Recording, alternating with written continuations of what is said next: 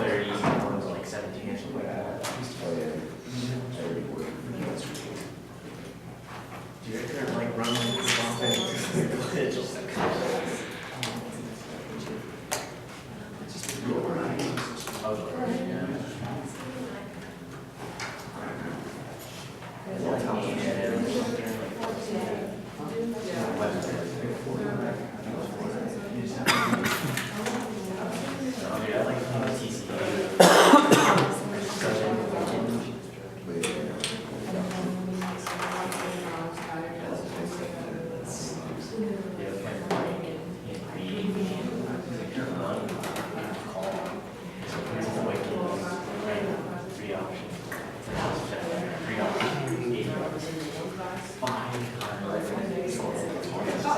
That's the wrong check.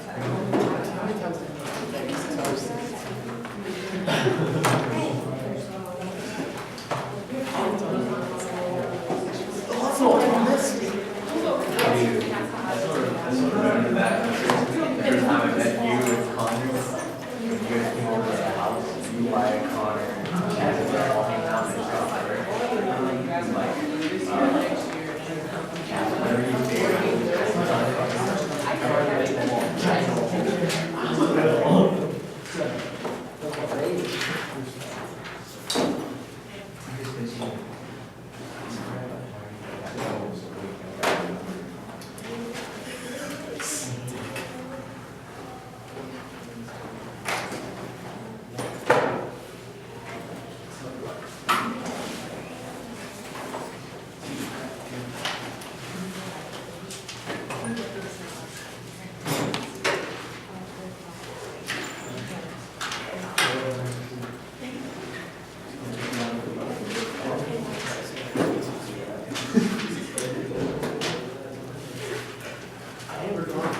Carrie Ann.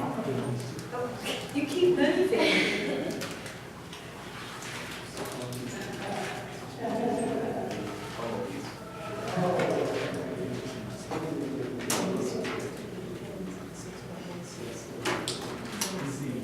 Raven.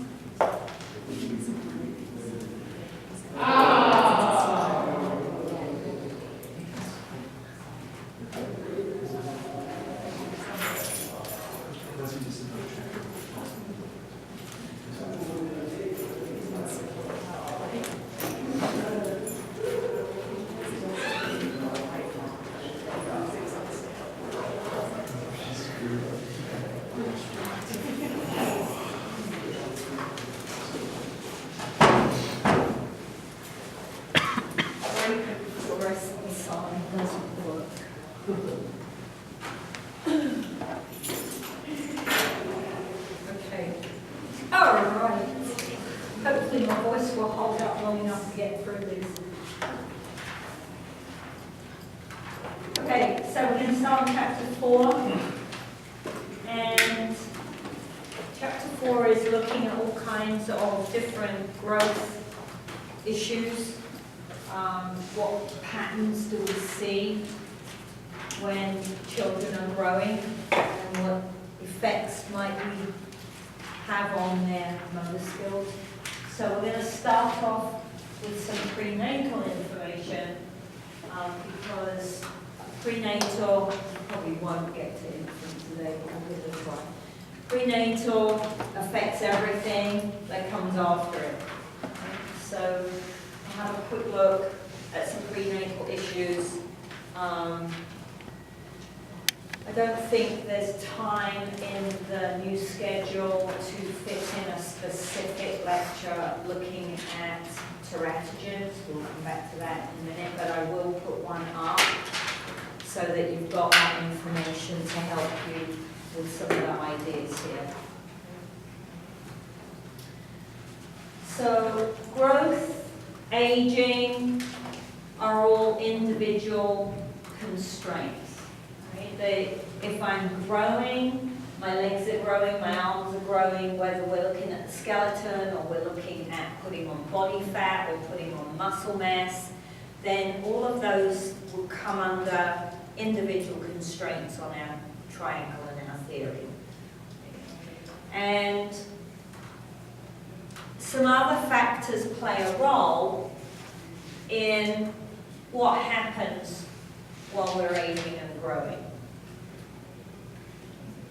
We also see some very generic patterns. Everybody does basically the same thing, but we have some specificity as to how individuals progress, right? So we want to be able to highlight what's typical and what might not be typical, so that if we need to do something different, we're recognizing that early on.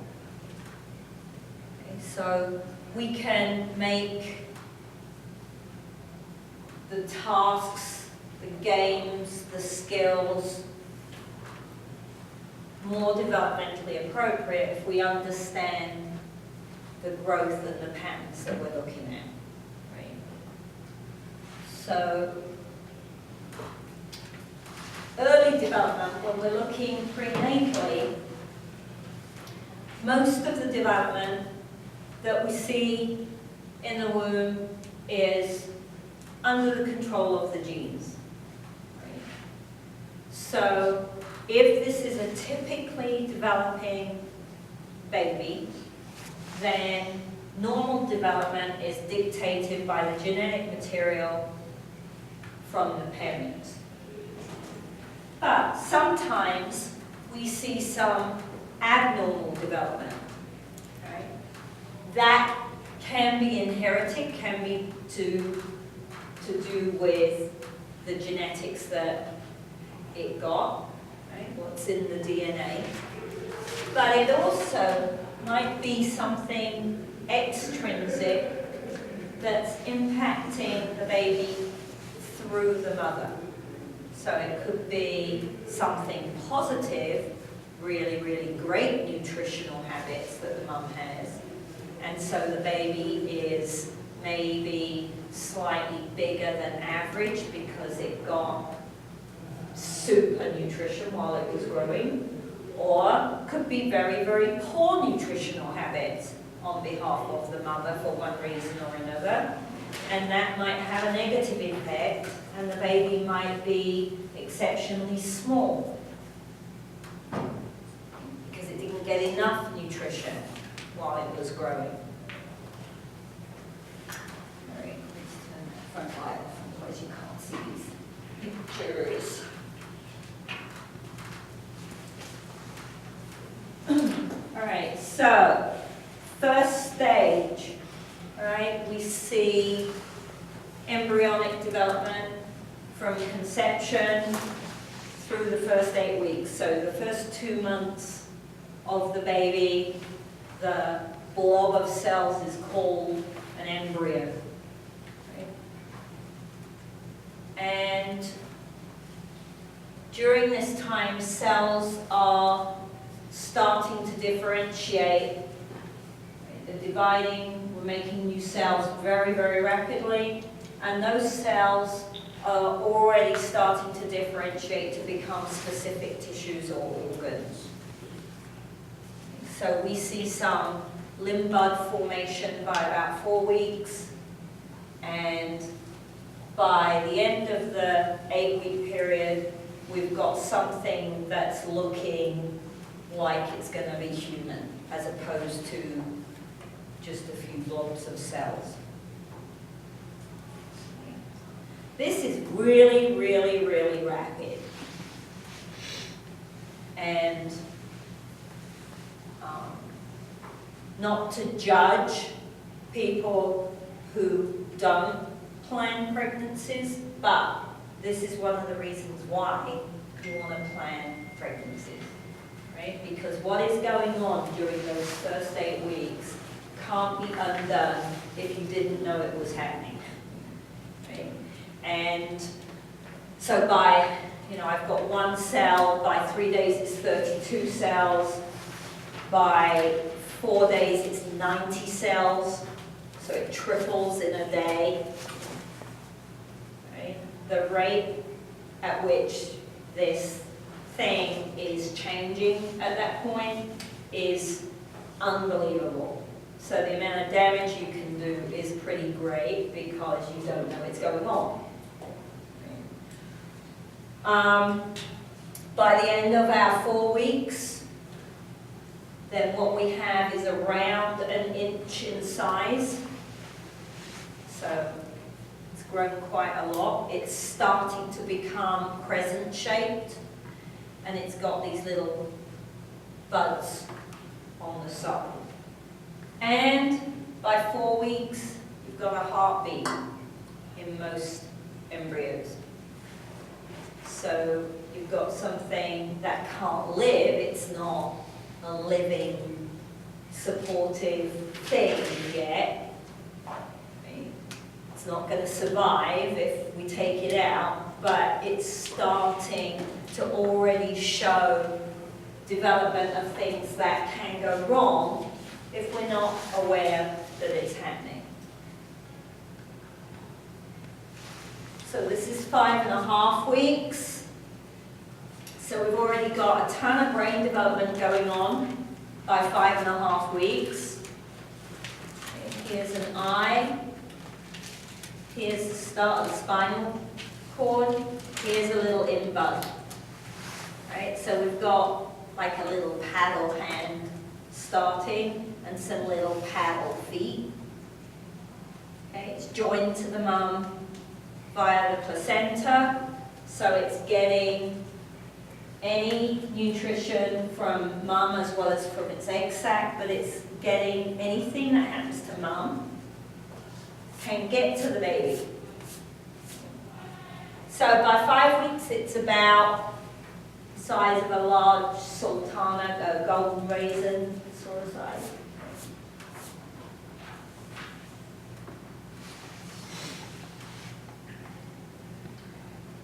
And at 6 weeks, so here the baby's curled forwards away from the photograph. So here's the spinal column starting. Here's the little arm buds, leg buds. Right? You've got large head, brain in comparison to everything else that's going on.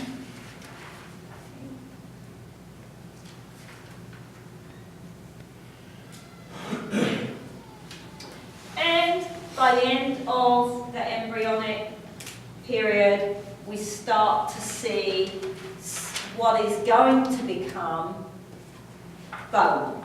It's not bone yet, but it's going to become bone. Right? So these dark patches here are called primary ossification centers, and they're the start of where the bone is going to get laid down from.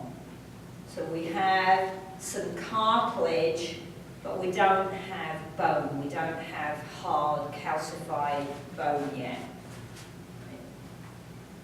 And pay attention to this idea, because when we look at skeletal growth once we're born, it occurs differently, right? In the long bones, certainly. So at this point, I have this primary ossification center. I start to lay down bone cells from that center, and we start to see longer bones. So if you look down here, the bones in your fingers and your toes are also long bones. And so we see the same thing. We've got these little dark patches going on.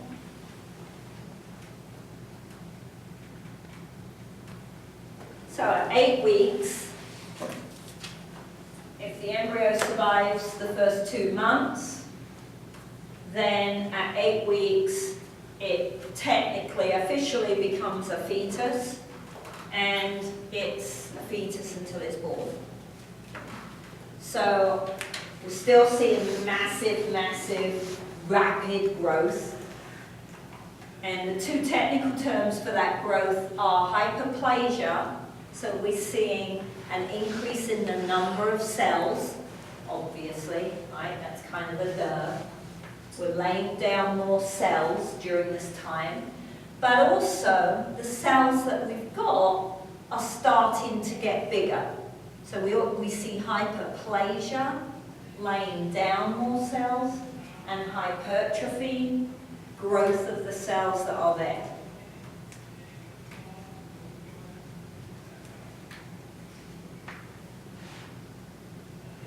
So,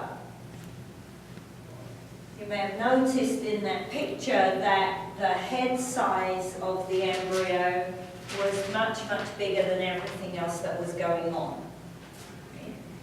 And we have a directional term, cephalocaudal, proximodistal. So I develop cephalocaudally from the top to the bottom. I develop proximodistally from the midline out to the periphery. And you can see that very, very easily in the baby, but also when we start to look at how do skills work, we'll also see these directional laws come into action. We get control of our head and our shoulders before we get control of our legs. We get control of our shoulders before we get control of our fingers. Right? So these directional laws play a big role when we're looking at motor skill development.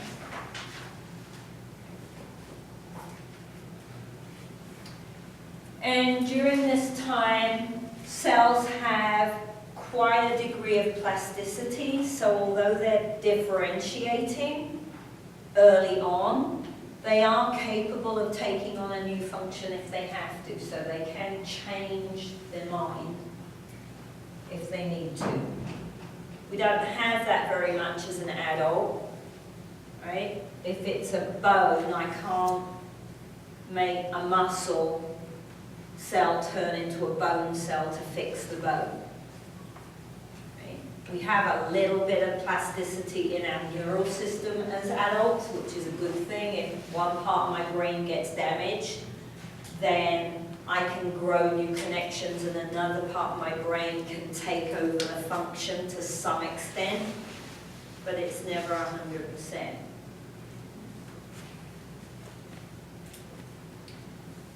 So by 11 weeks, we see something that looks much more babyish. Right?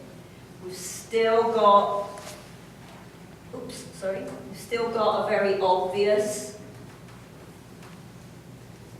picture of cephalocaudal development. Look how big the brain and the head is compared to the legs. So here's its eyes. Here's an arm, here's an organ, could be stomach, could be liver. I'm not good enough at this to know, but the shadow is an organ of some sort that's developing, okay? And here's its leg. Okay. So it's not going to be using any of the yolk sac anymore as for nutrition. All its nutrition is going to come from the mother by this point. Okay. So all the oxygen the baby needs, all the nutrients the baby needs to continue to grow and develop now come from the mother. Right? So there's diffusion of the bloodstream across the placenta between the mum and the baby. So, poor maternal health status, if mum isn't healthy, it's going to directly impact how healthy and how well the baby is going to develop. Right?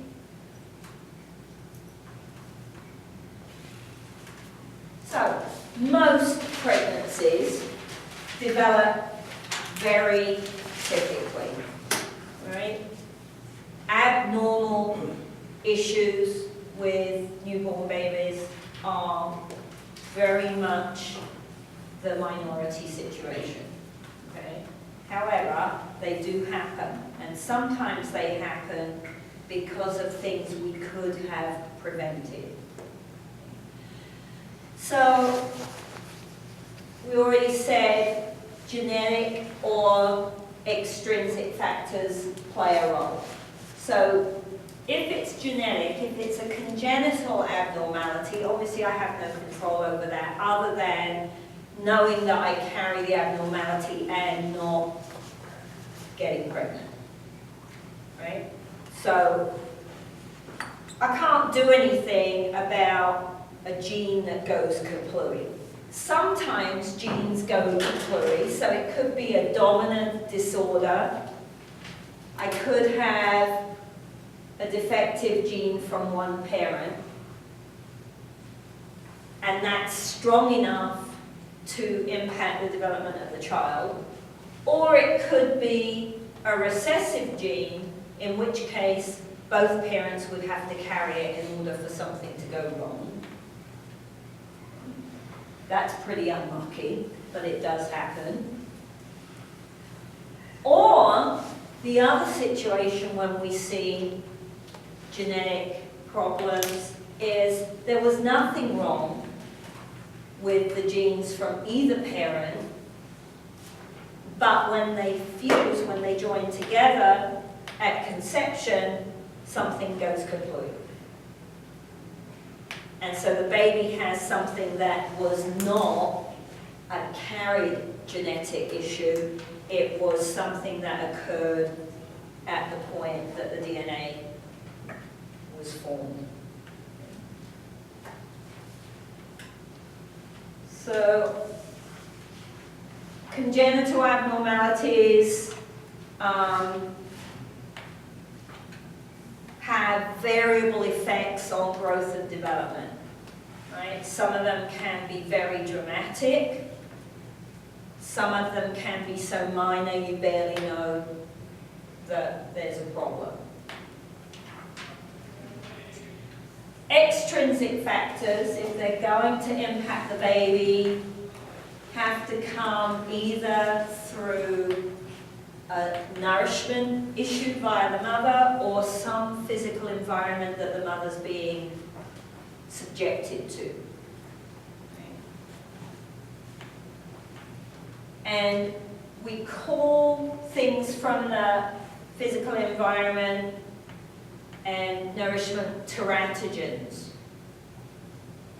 So a teratogen is a substance or an environment that's transmitted to the baby that has a negative effect on the development of that child.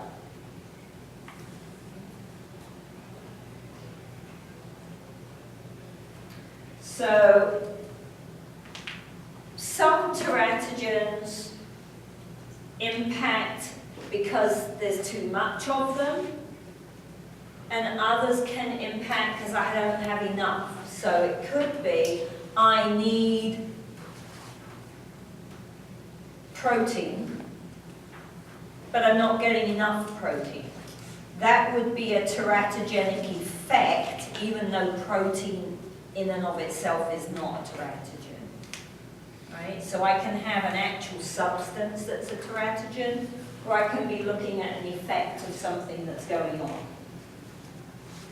The tissues are undergoing such rapid development at this point that there's all kinds of things that can occur, and the timing of the exposure to a problem can be crucial.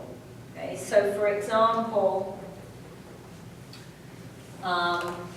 if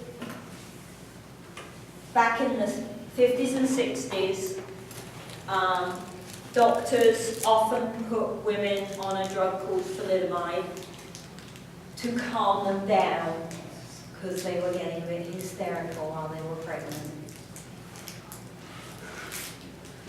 And so what occurred for some children was that they were born with a deformity in their upper arm. What happened if the mum took the thalidomide drug at a certain point in the pregnancy, the humerus didn't develop. And so these children were born almost with their hands at their shoulders. Okay? So when I was in primary school, when I was young, there were a couple of children in school who were thalidomide. You guys probably, hopefully, don't know anyone who's thalidomide, because after a while, they put 2 and 2 together and realized that it was the drug that was causing the malformation, and they pulled the drug and didn't give it to pregnant women anymore. So you guys are unlikely to know anyone at your age who is thalidomide, hopefully. Right? But that's an example. Not every woman who took thalidomide had a child with that deformity, because the timing of when she took the drug is the key. What was growing at the time she took the drug? If the arms were already grown, then taking the drug doesn't make them go away once they're grown. It only impacts them while they're growing. So the placenta does screen some substances, some drugs, and particularly if it's a large virus, but not everything. So if mum gets German measles, then sometimes the baby is born deaf. Okay. German measles? I think it's German measles that causes deafness, right? Depending on what point in the pregnancy she gets the German measles. Okay. So pressure, temperature, X-rays, gamma rays, any atmospheres where there could be some oxygen deficiency, so very high altitude if you weren't born there, if you haven't lived there a long time, right? If you live at sea level and you go on holiday and you're pregnant and you go to 15,000 feet, then that would cause you to have low oxygen levels because your body hasn't adapted to being at 15,000 feet, right? So, not a good plan. And some pollutants. So remember, the tissues that are undergoing the most rapid development at the time of exposure are the ones that are going to get damaged. And so this chart just gives you an idea of that. The first 2 weeks of the pregnancy, we don't have any teratogenic effects or substances, because at that point the baby isn't joined to the mum. Right? It's not until around week 3 that the placenta develops and the baby is now directly connected to the mother. So weeks 1 and 2 are relatively safe if the embryo makes it through those weeks. From week 3, now we've got things that can occur if we're not paying attention.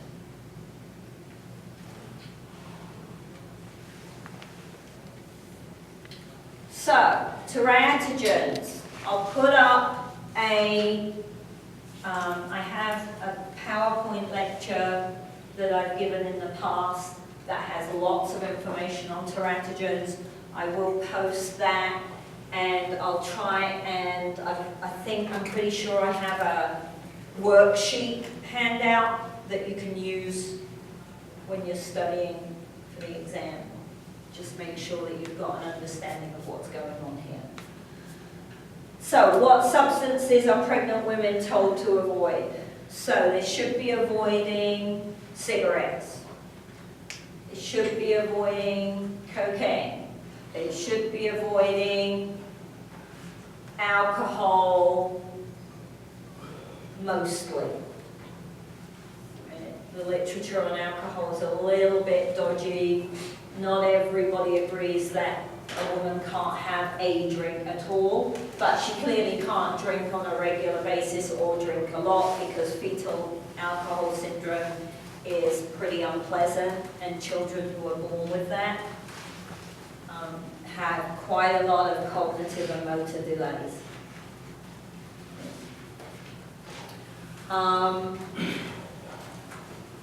What kinds of things can you choose to avoid.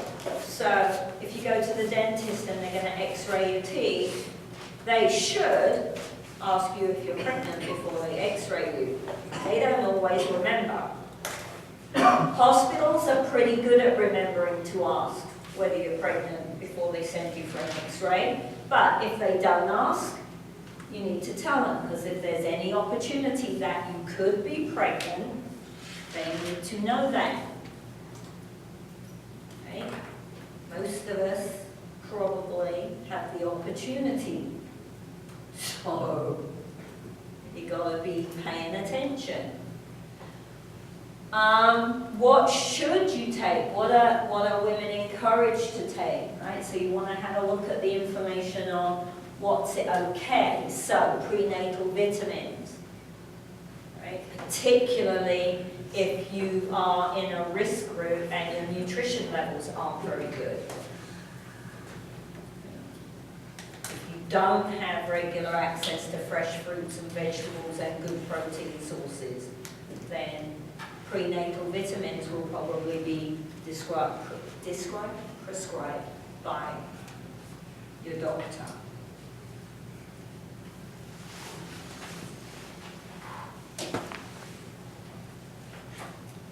Question on very, very little people stuff. I recently saw a video where a baby was born with 2 bottle teeth. With, 2 bottle teeth. wow, What would cause that? Like she was born. They call it something. I've not heard of that. But they- That would not be comfortable for breastfeeding. I'm guessing that lady eats bottle fed.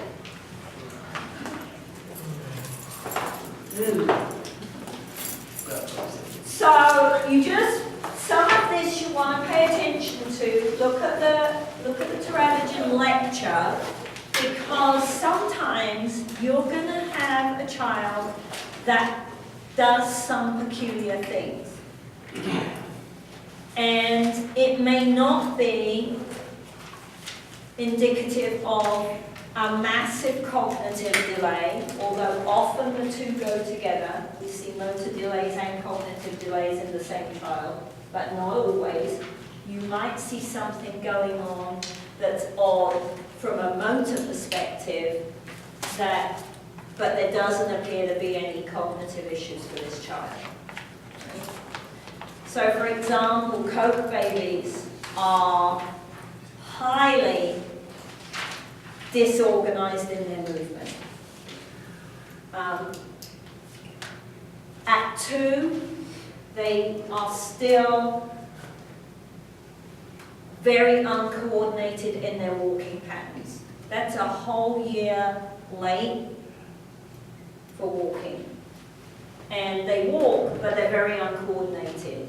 Even at 3, 4, and 5, we see huge motor delays in Coke babies. Right? They can't walk in a straight line. When they run, they trip over their feet. They're very, very uncoordinated. Children with fetal alcohol syndrome, which if you're going to work in this area of the country is a big problem. We've had several of them at the CDC. Right? We quite often see FAS at the CDC. Again, very uncoordinated. And FAS children actually indicate in their facial features.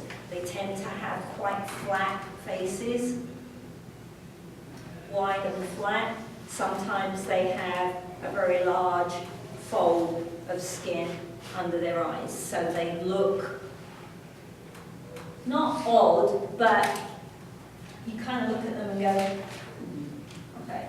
But they can indicate some quite clumsy behaviors. Okay? So you want to have an idea of the kinds of effects that a child that's been exposed to some of these teratogens have. Because A, you're going to know for sure, right? If a child is in your PE class and that child has Down syndrome, You're going to know that child has Down syndrome. It's going to be on their medical records, right? You're going to have certain activities you're going to do. There are certain things you shouldn't do with a child that has Down syndrome. You're going to know all about what to do with this child. If a parent puts their kid in school and they were an alcoholic when they were pregnant with that child, do you think that is on that child's school record? Is that parent going to walk into school and go, oh, by the way, I'm an alcoholic, take my kid, right? No. So, if the child is fetal alcohol syndrome, there's not going to be a record of it unless it was picked up earlier and the child has an IDP, is that the right term? IEP. IEP, thank you. See, I'm not a teacher, sorry. So, if they don't have an IEP, if it wasn't picked up at an earlier stage, or if the parent refused to allow them to be tested when they were younger, then you're not going to have any record of why this kid keeps falling over its feet. Right? So it's a little extreme, and you're not going to come across a ton of kids who have teratogenic issues. But that doesn't mean you shouldn't know what they are or what the symptoms of them are, so that you can ID it if you see something, right? Because you can't go back. The child's born. You can't go back and make it okay. It's not okay. It may or may not have a problem. So you've now got to work out, well, what do I do to help? You may be the first person to ID it, right? Because you're the movement person, and not all the symptoms recognized in the classroom. Right? So you might be the first one to go, this is really a little strange. So please make sure that you take a look at that. All right?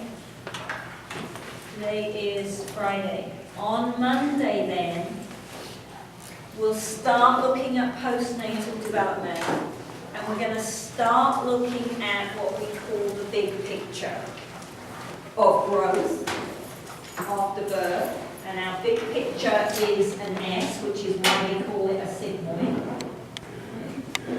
We have very rapid growth, then we have less rapid growth, then we hit puberty and we have quite rapid growth, and then we somewhat flatline, depending whether we're looking at height or weight. Alright. So we're going to spend Monday and probably a bit of time on Wednesday, because I have a feeling we're going to need more than just 2 lectures to get done, looking at these 2 really important periods of growth and the impact on the motor skills that we see. Okay? We are coming up close to the first exam.